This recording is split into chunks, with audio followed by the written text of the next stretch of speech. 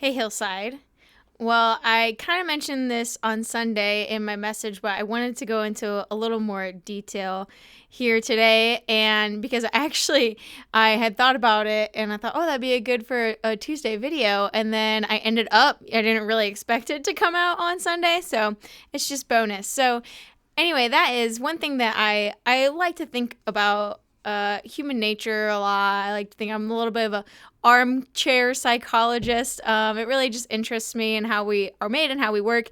And one thing that I've always said, and you've probably heard me say, is that the idea that every single personality trait, quality that we could be made with, they could be totally opposite traits, one person to another, but every single trait that we're made with, if we take those things and use them for our own will and our own purposes, then they can get us into trouble or maybe behaviors we don't really want to do. Not really godly things, but those very same things, if we submit them to the Lord, He uses for His glory and because He gave them to us for a reason.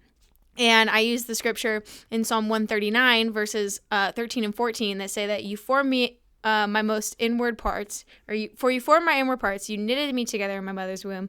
I praise you, for I am fearfully and wonderfully made. Wonderful are your works, my soul knows it very well. So He made us these ways for a reason. He made us, He knit us together, so He knows how we are formed. And so if we submit them to Him, they can be wonderful things. And so in my own life, this past week or so, a couple of things were sticking out to me, and one was in a conversation with Mike Mercer.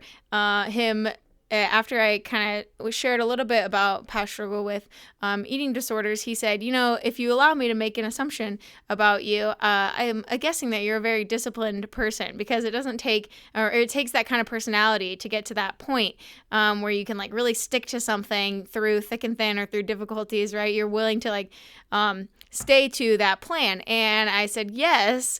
And then another thing that stuck out to me was I was listening to a podcast called The Running Public, and these guys that do this podcast, they're hardcore trail runners or ultra runners, obstacle race runners, and they run way faster than I do. And sometimes when they talk, I'm like, man, these guys are crazy, because they'll talk about how hardcore their training is, or going out in extreme conditions and these runs they go on. I'm like, man, these guys are insane.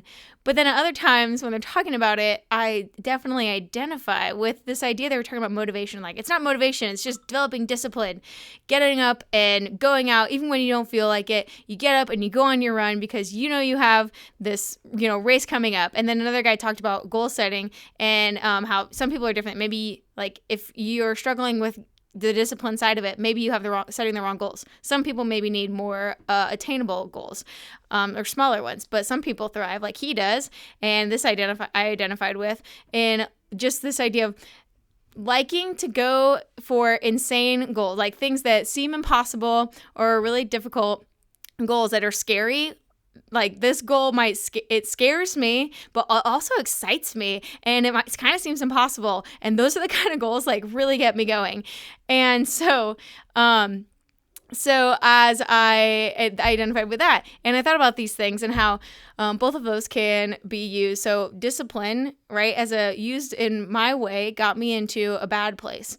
And sticking to something, even when I know it's not the best for me, and I put myself through pain and in the eating disorder, in a really bad place.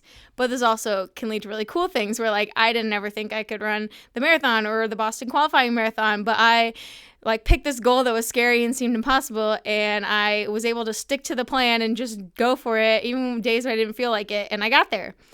But then in the same thing, when I submit those things to God, how it means that when I guess maybe the goal setting could be seen as a visionary, I suppose, quality. And so faith has always been a spiritual gift of mine, and I think that ties in here is because of that quality in me. When I submit it to the Lord, it's this idea that even if He is giving me this vision or something for Him that seems impossible, I don't shy away from that, because those are the kind of goals I love. And so it might seem kind of scary, but that's exciting to me. And the impossibility of it is my faith is there, and so I'll go for it anyway. And I have the discipline to stick to what God has told me, or what I feel like He's telling me, even when it's hard, and how that is is a great quality for him.